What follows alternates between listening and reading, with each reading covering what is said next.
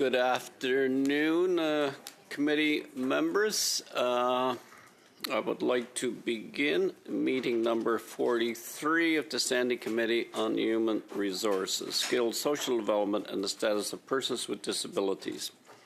Pursuant to the motion adopted on Monday, May the 4th, 2026, the committee is meeting on homelessness in Canada. Today's meeting is taking place in a hybrid format pursuant to the standing orders.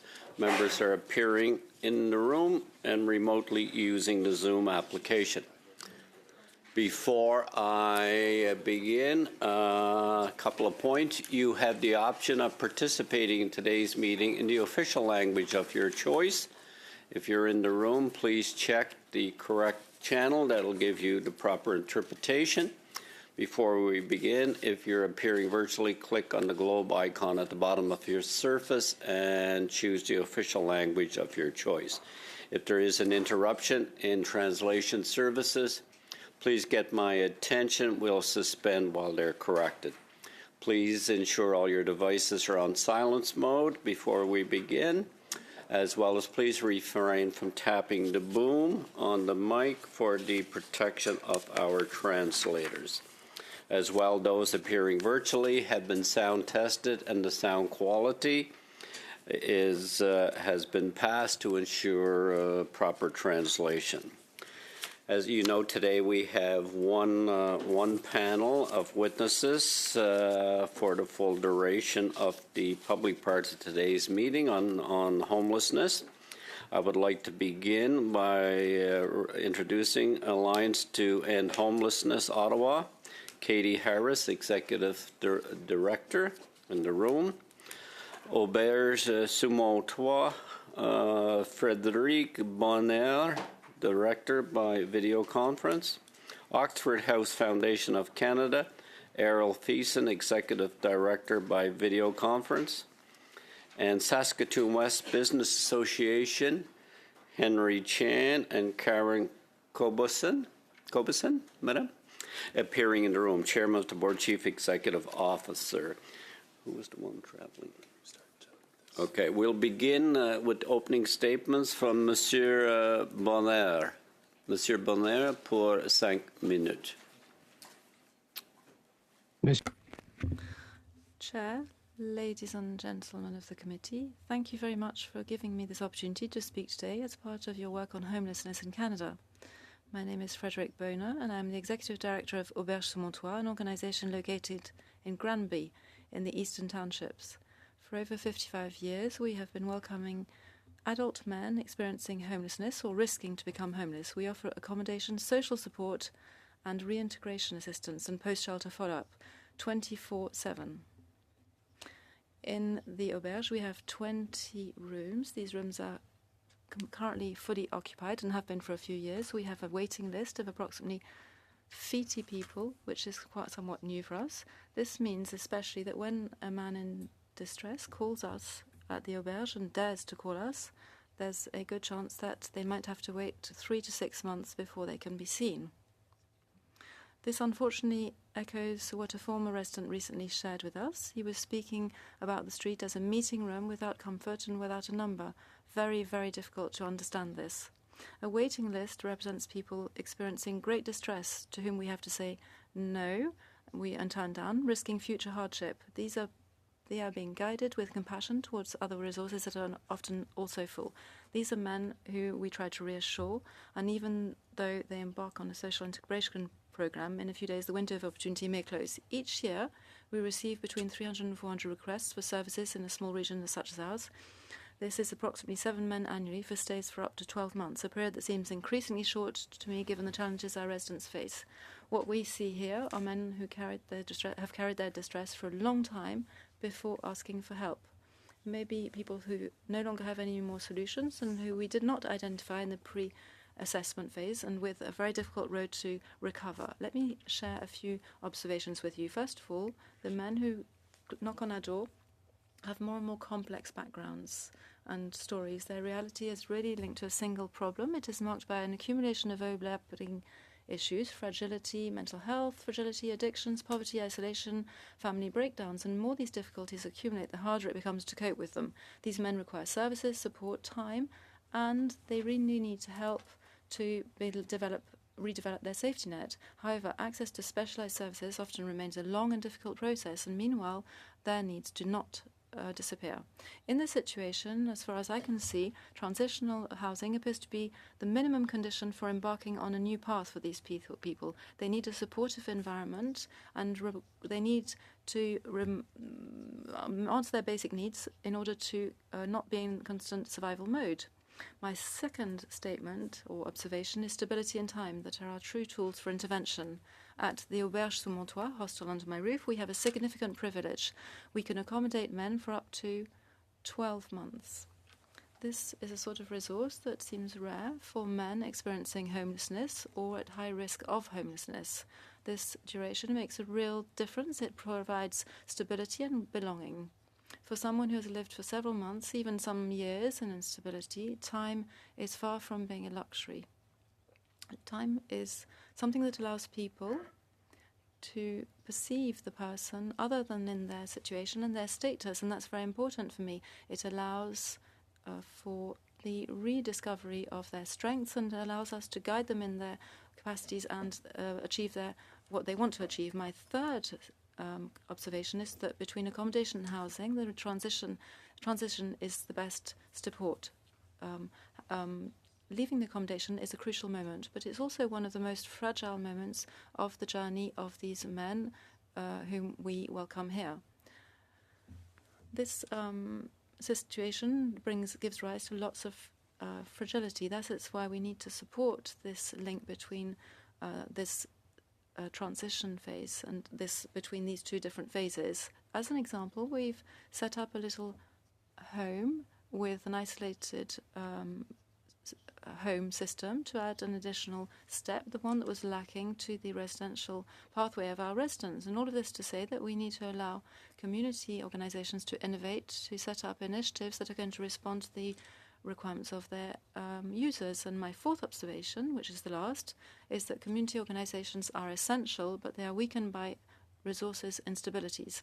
Investments made over the past few years have allowed us to support reaching home programs, support concrete projects, and strengthen local collaboration, develop new solutions. These investments have developed our expertise faced by these people or linked to these people who are homeless. But what we notice is that needs are increasing and becoming more complex than our ability collectively to respond to the problems. Funding through projects means that we can develop useful systems, but they create initiatives that create instability when something comes to an end. It's not just activities that cease when funding is not renewed, it's expertise that is lost.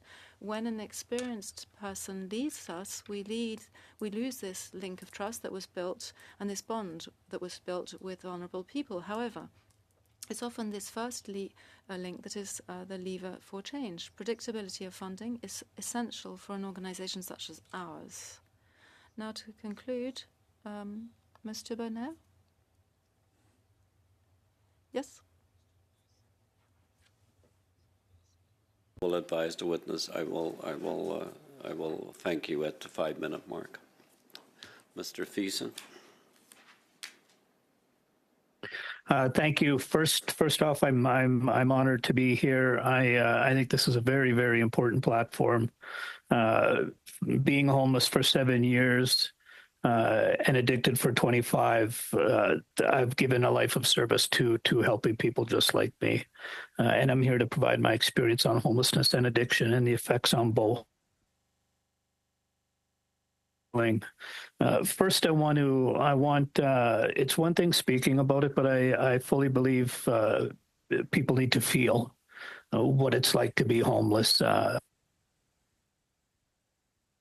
19 years ago, I was a resident, and now I'm the executive director. But I'm going to read you something that happened a while back.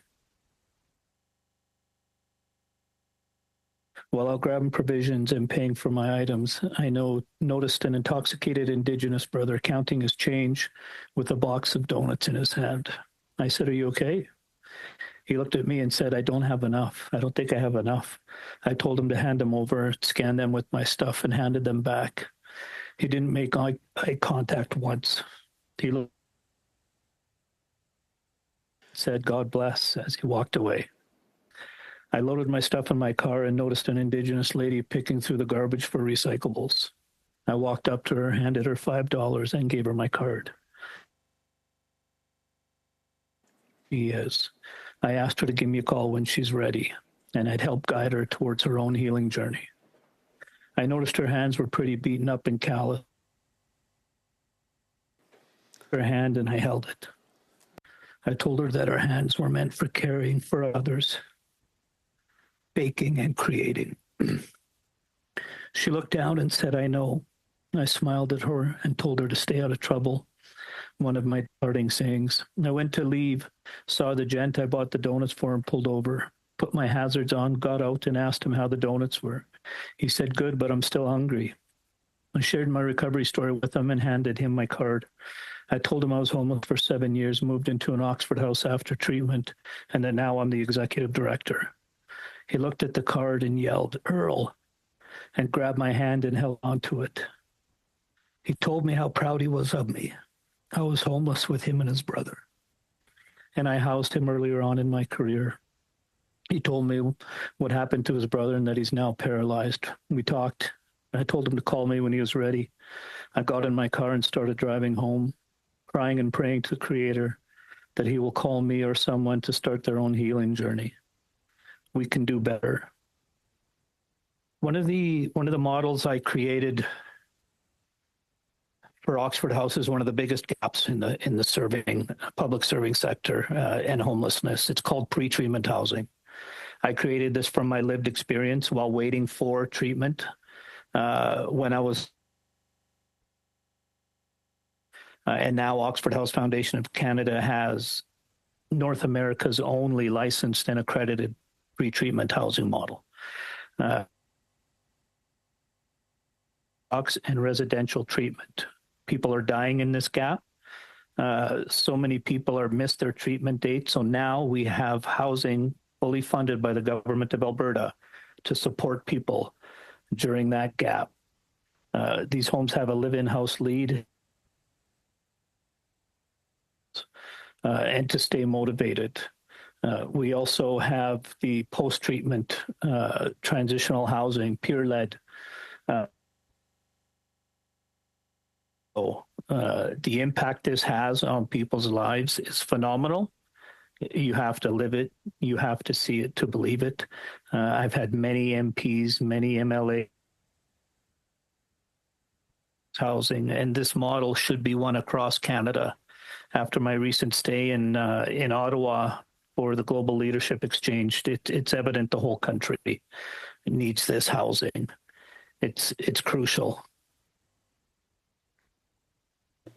Mr. Thiessen, we're having issues with your cutting in and out, so I will. The technical people will call you again, and I will move to the next witness. And Okay. So we want to get it cleared up before we go into the question session because it's very important to hear from you. So we will have technical reach back out to you because I am unable to have it correctly translated, your comments. Okay, so thank you so much. We'll move to Mr. Chan. Who's giving the brief, Mr. Chan or Ms. Kobosin?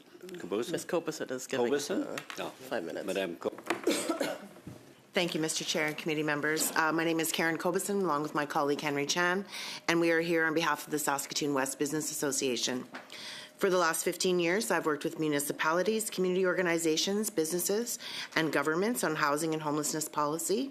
And now I have a strong focus on community safety for our community, businesses, residents, and the vulnerable people on the west side of Saskatoon. I've served on the board of directors for the community entity responsible for the Reaching Home funding in Saskatoon, and I was involved with that organization from the early days of the homelessness partnering strategy, predecessor of Reaching Home. My perspective today here is not only professional, it is personal. I have an adult child living on the streets, is gang involved, uses substances. I live in fear for her life every single day. And as a mother, I know what this does to Canadian families who have loved ones in the same situation. It has led me here to this moment with that happening in our family. But today I want to focus on what I believe is no longer working for Canada's homelessness strategy under the Reaching Home program. I think there is a lack of mandated accountability, a lack of interagency transparency, and measurable outcomes. Billions of dollars being spent across Canada are not reducing homelessness. In fact, despite over $40 million received by Saskatoon CBOs between 2016 and 2025, homelessness has increased 296%. Since the introduction of Reaching Home in about 2018-19, agencies have merely been encouraged, but not mandated, to participate in the HIFIS, the Homelessness Information System, coordinated access, and point-in-time counts. Yet years later, participation remains inconsistent, data sharing is fragmented, point-in-time counts are anecdotal at best, and funded organizations operate in silos without common performance metrics. Reaching Home funds homelessness serving activities, and that is very important. But we measure this in meals served, shelter beds occupied, and outreach contact made. We do not know how many people obtain permanent housing and maintain that housing for 6 months or a year later even. We do not know which programs are delivering the greatest return on public investment because homelessness continues to grow. The more money in the system, the higher the homelessness rates have become. Business, residents, and communities are growing wary that the federal government cares not about what is happening to our communities and to our most vulnerable citizens. We deserve a data-driven response and a profound policy shift from serving to solving. Between 2018 and 2024, funded service capacity was much needed. However, what it also created was an economic ecosystem that is incentivized to keep this very problem alive. The more money that flows in, the more jobs it sustains, the more agencies get guaranteed funding year after year, but it fails to sustain the livelihood and the lives of people living on the street. This is a paradoxical feedback loop, and it needs to change. The system does not need more money, it needs smarter money. So we have in front of us today a great opportunity. Canada needs to make ending homelessness the goal, not serving it, not being better at what we do. We are already good at what we do. We need to end it, full stop. So we don't have a funding problem. We have a data void. We had no requirement for accountability. We have inconsistent measurement mechanisms and a verifiable outcomes problem. I have 3 recommendations to this committee today. First, homelessness is not a mystery. It is solvable. So implement the proven methodology of functional zero as an operational target and mandating the use of quality by name data. That needs to be firmly established in policy. Second, I believe funding should be directed to provincial governments, not organizations individually. Provincial governments are responsible for education, healthcare, housing, addiction services, community safety, and policing. This all intersects. The provincial governments need to not work in silos against the federal government and municipalities and those communities receiving funding and those not receiving funding. This is a widespread problem. Provincial governments are in the best possible position to allocate this funding. And third, let the leaders lead. You have heard through these proceedings from organizations and community leaders their great work and their most pressing needs. But what is needed in St. Catharines or Montreal is not going to be the same as what is needed in Red Deer or Victoria or North Battleford. We are looking to run a pilot project in Prince Albert right now, and if successful, I hope to be able to report back to you. Thank you very much, Mr. Chair and committee members. Thank you, Madame Kobusin. Very interesting, and thank you. Presentation you gave. We'll now conclude with Ms. Harris for 5 minutes or less. Ms. Harris. All right, is it working? Yes. Good. Thank you, Chair and members of committee, and thank you, Ms. Robuson. I want to say many of the same things. My name is Katie Burkholder-Harris, and I'm the Executive Director of the Alliance to End Homelessness in Ottawa. We represent about 80 agencies who do frontline work here in the city. Homelessness is solvable. While the long-term solution is scaling non-market housing in Canada, there are a number of strategic system-level changes that can reduce homelessness right now, but each requires a rethink of how our system operates. First, we need to return to Housing First. Canada was once a global leader in Housing First research and implementation, yet over the past decade, we have drifted away from the model that the evidence supports. Housing First does work, but we just stopped doing it right. Housing First means that a person experiencing homelessness gets immediate access to a permanent form of housing, not transitional, not bridge housing, not a program that expects people to become housing ready. Housing is not the reward for stability, it is the foundation of stability. Housing First is also not housing only. It is housing with the support that a person needs. That support will look different for everyone. For some, it's 24/7 supportive housing. For others, it's a rent subsidy and a caseworker. And for an increasing number of homeless people, it's literally just rent in a housing market that a growing number of people can't afford. When we do Housing First properly, we see results. Medicine Hat, Alberta, as the first Canadian city to reach functional zero. The UK government reduced rough sleeping by nearly half. Edmonton had reduced homelessness by 43% in 2016. The second key change we need to make is emergency shelter transformation. The second that you step in the door of a shelter, you will be exposed to trauma. Every day you spend there, the more likely you are to be assaulted, exposed to substances, be at risk of trafficking, and more. Despite staff and agencies doing everything they can to provide the right services, the environment of a shelter is crisis. None of us can live in crisis for long without experiencing harm. There will always be a need for emergency accommodation, but shelters should be organized around one goal: helping people find permanent housing as quickly as possible. The Calgary Drop-In Centre transformed its approach by focusing on housing solutions from the moment someone entered the shelter. Since 2018, the Drop-In Centre reduced homelessness by 85%, and fewer than 4% of people returned to the shelter. A key part of shelter transformation is diversion, helping people find safe alternatives before they enter the shelter system. The Raft, who I know you've heard from recently in Niagara, saw first-time youth shelter use drop by 90% after implementing diversion. Working further upstream, they reduced overall youth homelessness by 75% in just 2 years. In Ottawa, we did a diversion project with Shepherds of Good Hope. We achieved positive housing outcomes and reduced the number of day lengths from 90 days to 11. Prevention works, diversion works. The results are immediate, and it is dirt cheap. Third, we need coordinated systems planning supported by real-time data. Homelessness cannot be solved agency by agency. Communities need coordinated systems, shared outcomes, and real-time data that allow resources to be targeted where they will have the greatest impact. Waterloo reduced family homelessness by 40%. Calgary reduced overall homelessness by 40%. Milwaukee reduced homelessness by 40%. There's a pattern. Houston, Texas also reduced homelessness by 60%, and each of these cities has done the same thing. They show the effectiveness of a coordinated, data-driven systems built around Housing First. These strategies can and have reduced homelessness in Canada, but I'd be remiss if I didn't name the reality of what we all know: the lack of affordable housing. Today, 40% of Canadians can afford a maximum of about $1,700 a month for housing. I have yet to meet a private developer who can consistently build housing at that price point. That's why we need both immediate and long-term solutions. In the short term, the federal government should establish a Canada Housing Benefit available to all households below a defined income threshold. Housing insecurity often begins with a gap between what people earn and what housing costs. A portable benefit would immediately reduce housing precarity, prevent evictions, and help thousands of households avoid homelessness.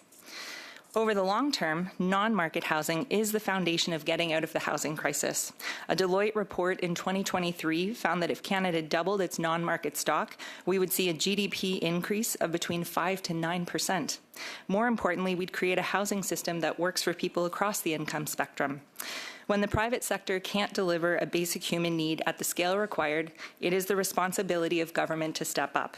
Canada did this successfully in the post-war era, building the kind of housing that still houses hundreds of thousands of Canadians. We can do it again. Thank you. Right on time, Ms. Harris. Thank you. Thank you for that. I would remind the witness appearing virtually, please keep your camera on. Thank you. We'll now begin the first round with Mr. Aitchison for 6 minutes. Thank you, Mr. Chair, and thank you to all the witnesses for being here and testifying today.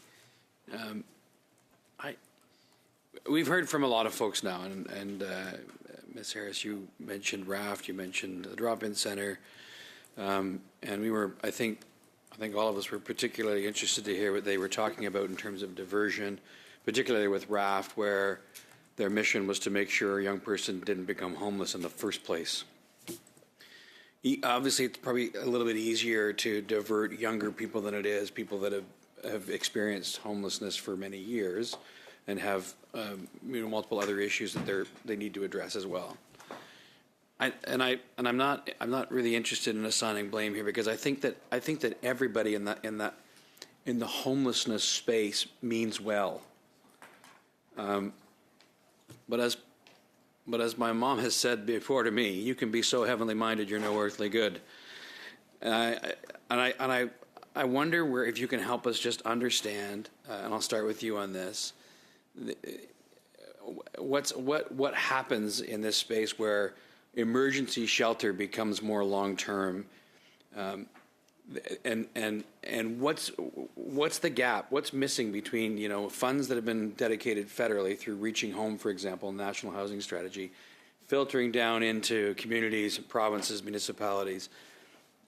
Where's the gap there? What's missing? So Ontario, between 2016 and I think 2022, invested about 34% in congregate beds. We increased homelessness by 32%. When you invest in crisis, you will get more crisis. And I think especially since COVID, we've kind of been deer in the headlights, where we look at the crisis on the ground, what's happening to people. I think the level of distress is higher, toxic drug supply, level of crisis, all of that is more visible now. But ultimately, in the face of that, I think we've reverted to, okay, just plug the hole, just go over and plug the hole. And I think what's required right now, and Housing First did this when it was first started, it's a paradigm shift. But I think the shift is we have to acknowledge that the system we've created is actually harmful. Despite best intentions, despite a lot of compassion, it is actively harmful.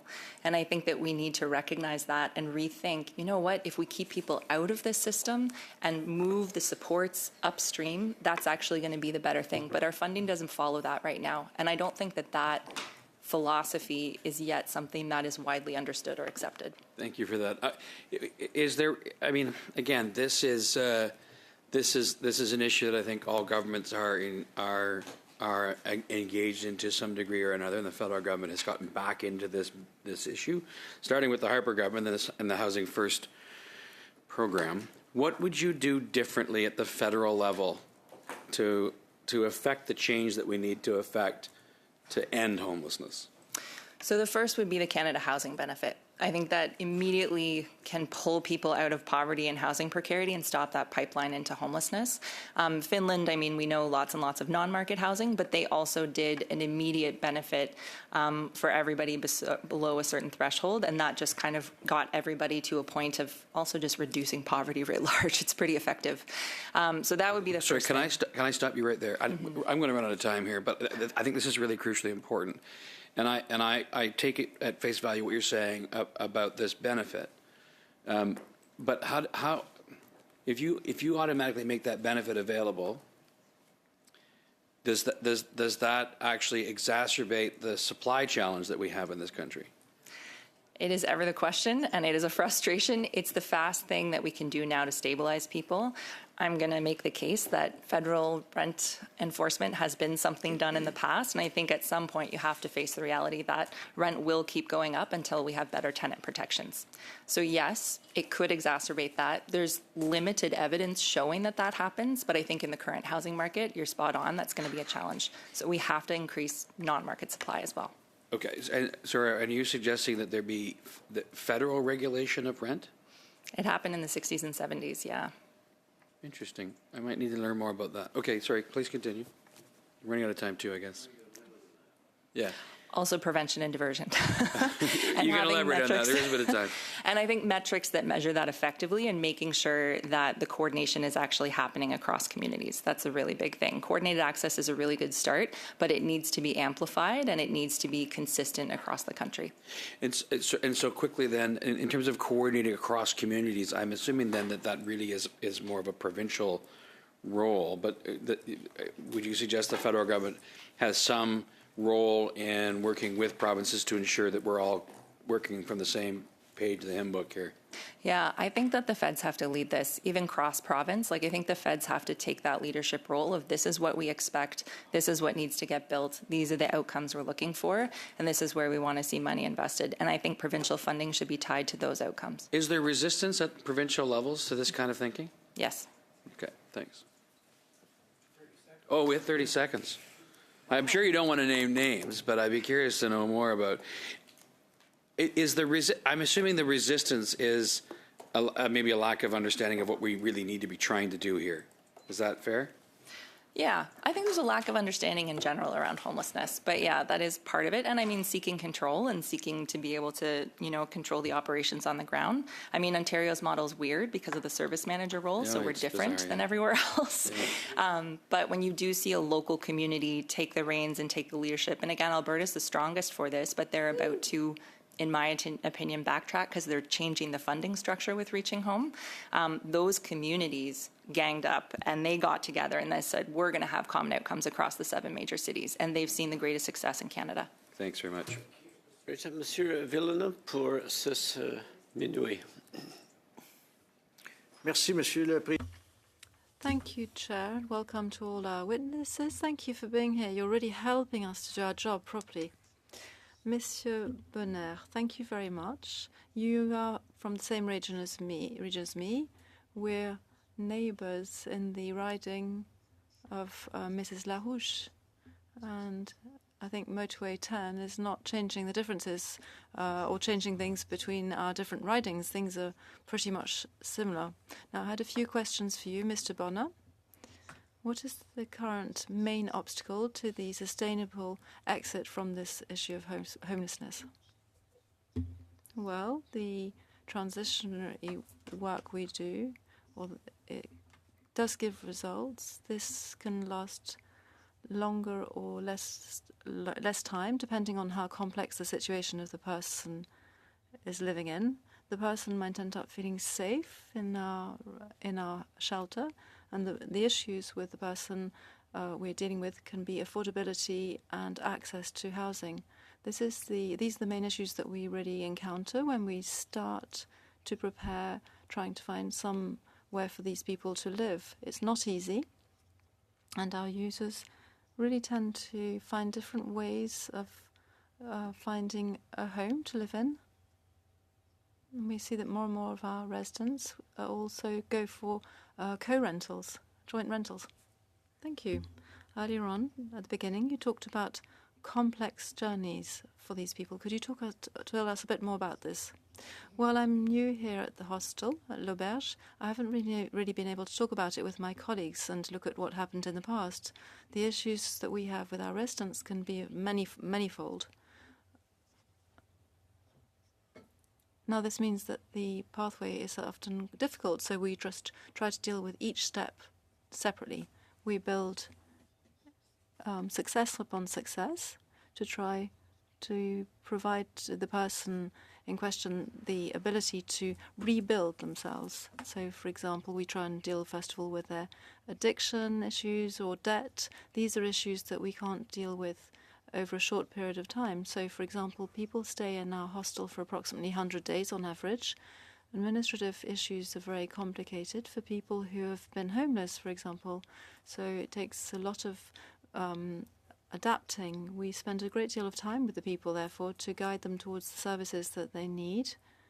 And this will provide them with the resources that will allow them to trust the system and be able to use it and understand it. Thank you.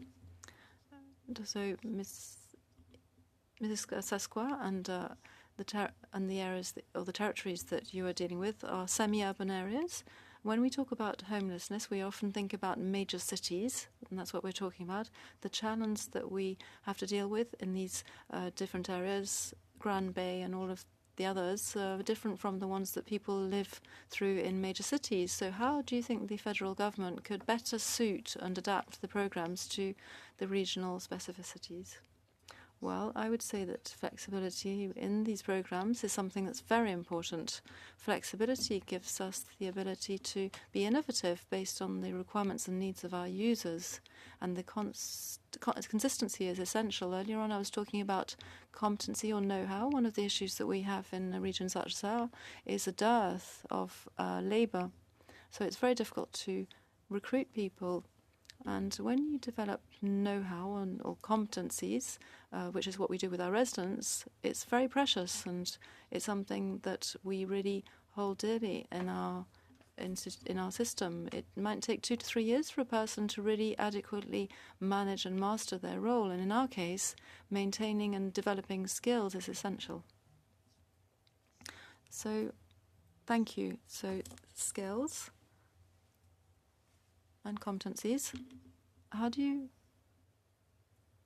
understand this phenomenon of homelessness? It's developed and changed over the past few years in the region. Can you tell us about this? Well, we're talking about quite a rapid progression, and this doesn't take into account hidden homelessness. And really, in our area, we've had to develop new tools. We're all learning at the moment. The key to all of this is continuation of service. Over the past few years, through the funding we've received, we've been able to partner with other service providers, which allows for optimum service for the different residents and people. There's been an adaptation phase, and now the different steps in all of our different organizations are more and more clearly defined, which means that the person has this much simpler pathway to follow and to understand. Just a few seconds. What about federal investments for affordable housing? Do you think that they have a positive impact on your residents? Well, I was hearing about the question of non-market housing. Well, yes, affordable housing is the solution. Most of our users and residents depend on the housing services and aid, and so affordability, is of course the key element in following their pathway and then developing. Thank you, Mrs. Larouche. 6 minutes. Thank you very much, Mr. Chair, and also thank you to all of the witnesses for being with us today. Your daily labour is really something that changes people's lives. You're trying to do this, and it's an essential need, and housing is at the centre of it, being able to come off the streets. Mrs. Combuson, thank you very, very much. Mr. Cheng, Mr. Sparkholder, I don't know if Mr. Tisson is still with us, but I'd like to really thank you for your witness statements, in addition to your personal experience of having lived in the street. It was very poignant. And now I have a question for Mr. Boner from Auberge sous Montois.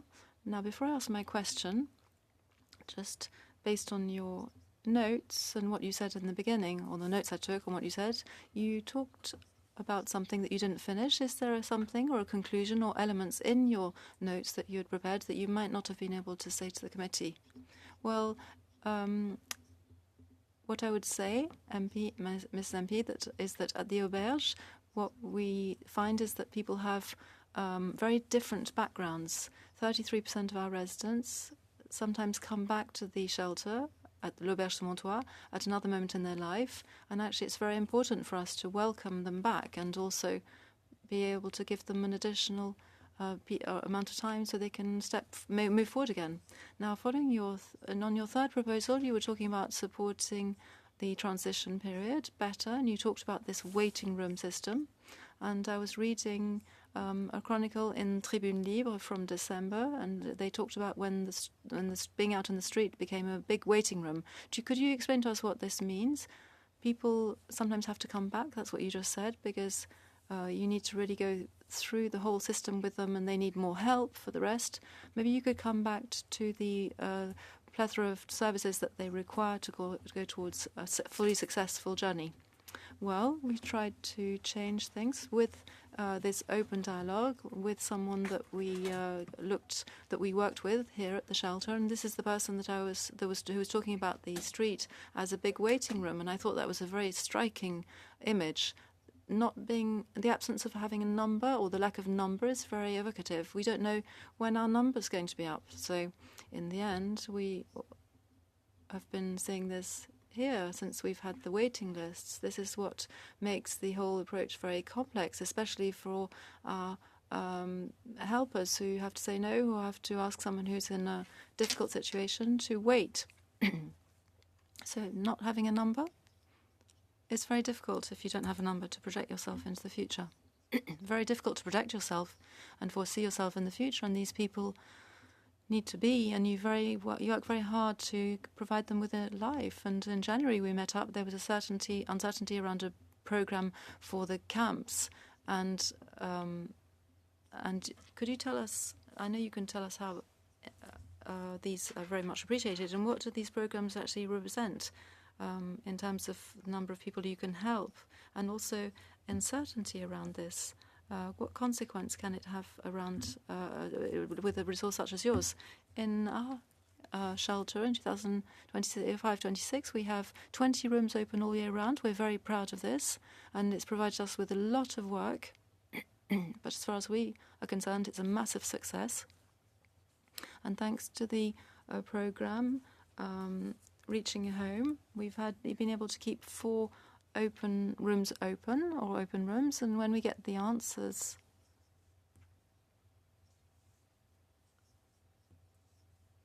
so we moved the waiting list from 3 to 6 months to 5 to 8 months. So that's what the waiting list did, and it represents 4 rooms. And when there is uncertainty on funding, well, you can't close these shelters and these rooms from one day to the other. So with the changes in funding for our team, it's very difficult. And thanks to these changes, we've had a great deal of success over the past 2 years. And then, of course, you need to define what success means. But over the last few weeks, we've been able to go and pay a visit to a former resident who's now living in affordable housing program, and we're always very proud of people who manage to find a home for themselves. And having visited the bedroom homes, the project is very admirable, and it's continuation of service. So I hear you talking about this, and you also talk about the projects and how you need to predictability in order to carry on with things going, or keep things going. So what are your average needs in terms of resources in all of these different areas? This is a question also, because Granby is not a designated community and area. Granby does not have access to all of the resources. So for people who benefit from this Reaching Home program, what are the issues that you have with all of these communities? Well, that's essential. We wish people to know about our research. It's still a learning curve for all of the players. They have to face this growing demand for housing. It's something that's developing very quickly. There are also key moments which are difficult moments for us to deal with, and the issues that we come across are the price of housing and the hostels. So the price of the housing is something that means that we can support a person who is at risk of losing their home because they cannot afford it. And then we also have the families and the breaking point. Thank you, sir. Thank you very much, and Mrs. Goodrich. Being here, it's been a lot of learning. I'm going to open up, and I hope that Mr. Thiessen has been able to resolve some of his technical issues. Earl, thanks for being here and sharing your success story. It's pretty remarkable to think about the fact that you were yourself homeless and now are the executive director of an organization that is providing innovative solutions to help people find recovery from addiction. And I know I've had the opportunity of getting to know you, getting to know your organization, and touring your facilities. And I was just wondering if you could expand a little bit on your pre-treatment housing model, because I think a lot of places around the world would benefit from this, but particularly here in Canada, we aren't doing that very well. So can you give a little bit of description there? Yeah, 100%. Thank you for those comments, Ms. Goodrich. I really appreciate it. I created this model. For me, homelessness is the major piece of homelessness is the addiction piece. And there's a lineup of people waiting for healing, is what I say, right? Medical detoxes have lineups outside them. And I recognize experience. I went in after being homeless on November 13th to January. I had no idea where I was going, and that's where this concept came. The purpose of pre-treatment housing is to, I'd say, some light psycho-ed, some relapse prevention. Earl, we're still having some technical difficulties on our end, so perhaps could you put that in writing to the committee as to that space so that we can consider this as part of our study?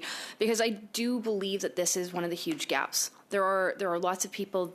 Homelessness and addiction aren't necessarily one and the same, but there are many people that are homeless because they do struggle with addiction. And if those people that are struggling with addiction are trying to find a path out, there are often very few paths available to them. And it's one of the pieces, and I'm going to give a space to be able to explain some of what Earl does, because it truly is remarkable, where they allow people that are trying to seek treatment an ability to, after they've gone through detox, to live until they have a space to go off to treatment. And I truly believe that that is something that we could do better, because it is going after some of the low-hanging fruit. And I've had the opportunity of meeting many of the success stories and people that have had to go through their houses 1, 2, 3 times, because relapse is often a part of the addiction story. And so thank you from the bottom of my heart for all of what you do, and I look forward to having a written brief so that we can get a little bit more information to this.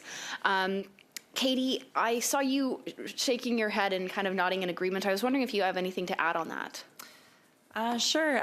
I mean, I think ultimately, and when I say housing first, just moving to that immediate access to permanency, I think that the pre-treatment piece and the journey towards healing, it's just that ability to access, you can stay as long as you need to. And like, we're going to be, the next piece is getting permanent housing, but without a date, without a deadline of when that has to be completed. And I think, I mean, I obviously work with lots of providers. Our members are all service providers, and none of our transitional housing folks want to really be doing transitional housing. They want to be doing permanent housing, and functionally, because there isn't enough affordable housing or real, like, long-term treatment options, they're functionally doing permanent housing because they just can't help people move into the kinds of spaces. So I guess I would say that, and also just that, how do we build a system that is so flexible and so oriented towards the person in front of us that, you know what, right now you need 24/7 support with community. Maybe in 2 months or 4 months or 4 years, you want to move into, you know, an apartment with a roommate. Like, how do we design that system? And none of it is backtracking or failure. It's moving, right? But every option along the way is a permanent option.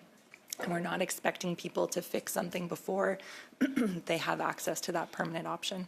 Well, and I think that that's such a key piece that's missing. Like, governments seem to be so keen on fixing for a permanent solution, not realizing that, especially in the space of addiction, it's not linear. It doesn't follow a calendar.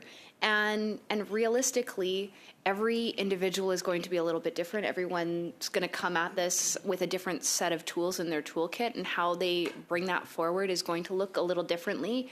And if everything is so rigid that they are stuck in a rigid system, why can't the system be more flexible to meet people where they're at? And how can policy do that? I think that's a big question. How can you design policy so that people can use resources on the ground in a nimble way? If you have an Thank you. idea on how we could do the policy, if you could put that in writing to the committee, that would be spectacular. Will do. My voice went. It was a good question. You got it up, Ms. Guerrero? Yeah. Okay, good. Thank you.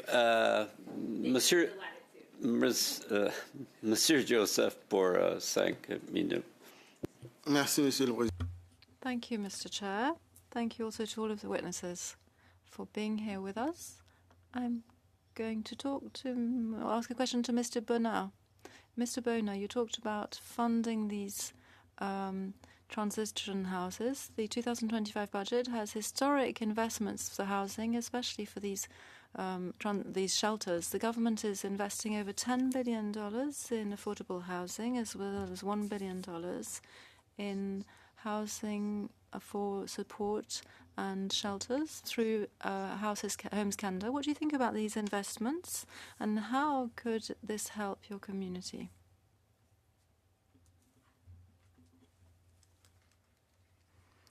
Earlier on, I was saying that the main issue is accessibility and affordability of housing. Of course, if I draw a picture of users of the shelters, they do it as a last recourse. It's difficult to envisage typical housing unit for someone who only gets $800 to $1,000 per month. I think it requires adapted solutions for each of the different people, and there are as many people as there are journeys, and I think, or pathways, and I think that these community welcome centres, such as ours, well, the main part of our work is maintaining housing. And this is a key element. Keeping them in the house, in a home, is something essential, or in a shelter is essential. And our work is to limit their loss of housing. Access to housing is a victory for our former residents. Mr. Chair, through you, I'm going to actually ask a question to Mrs. Kuberson. You talked in your opening presentation about the essential issues in the insufficient data provided between the different players. Which recommendations would you suggest in order to improve the sharing of this information and the data in order to strengthen our communal response to homelessness?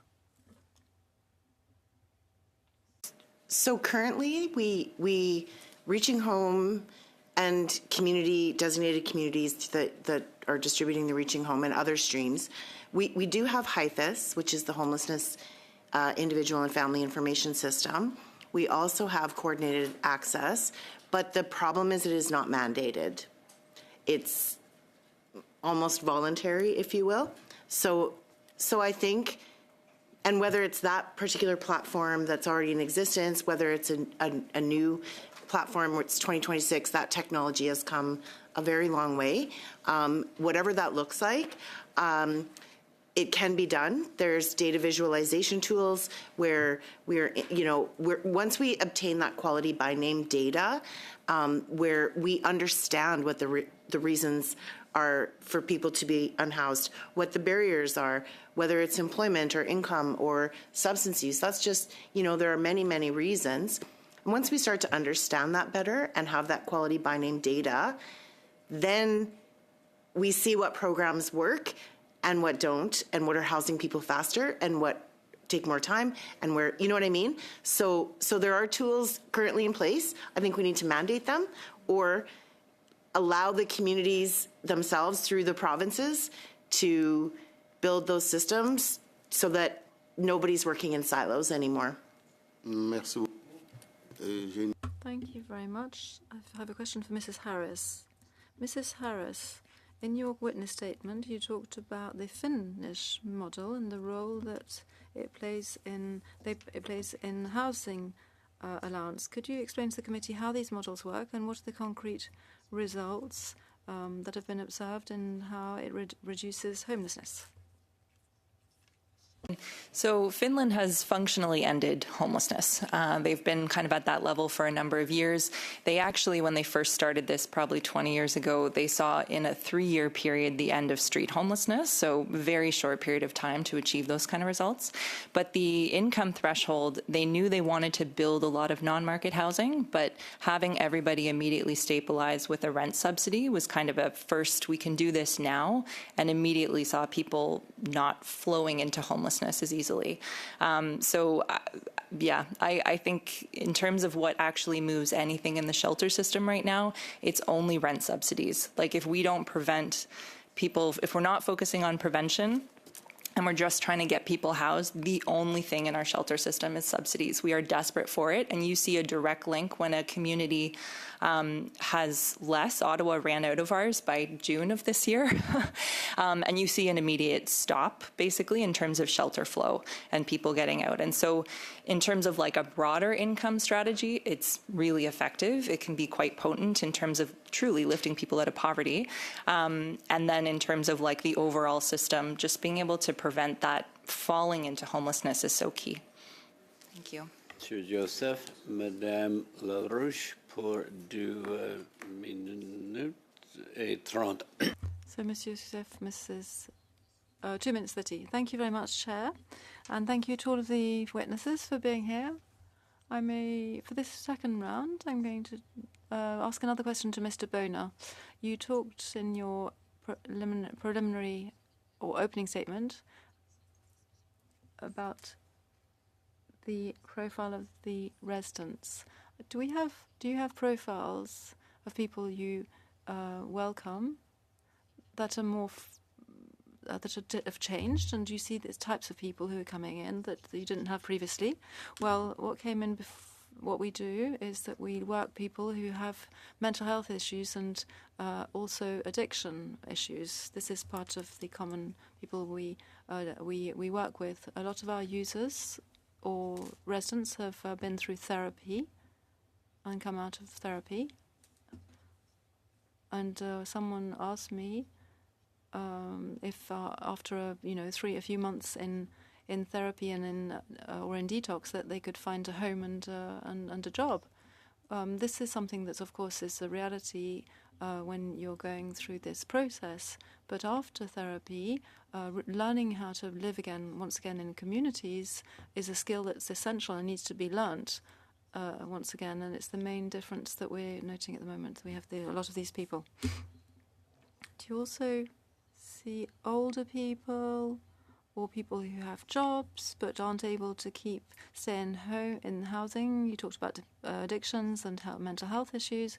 Are there people who have a job, but do you have maybe people who are older in age or who still have a job but have lost their homes? Yes, absolutely. At L'Auberge Montois, we've moved from 45 to 40. We've moved to 45, 46, 47 years old. We've got the 50-year-olds who are in this grey area. They're a bit too long to integrate and use our resources, and a bit old to find a new job. So it really puts them into this difficult situation for the rest of their professional career.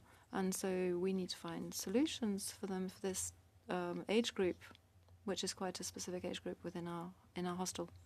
So you need to develop resources for employability, second level hostels, and when you talk about momentum and continuum, it's part of this. Yes, absolutely. There are fewer services for men, and it's even less the case for older men. Resources are very limited, and in the end, this is what happened this year. We have a new project in order to guide our users towards external resources so that they're able to understand what barriers to access they have and what these barriers mean, whether they're real life ones or whether they're just perceived ones. And it changes the pathway for our residents. It's very important. Very important. Thank you very much. Thank you, Mrs. Larouche. Thank you, Mr. Boner. This part of the meeting. I want to thank the witnesses for coming today and apologize for the shortened meeting because of the voting procedure in the House.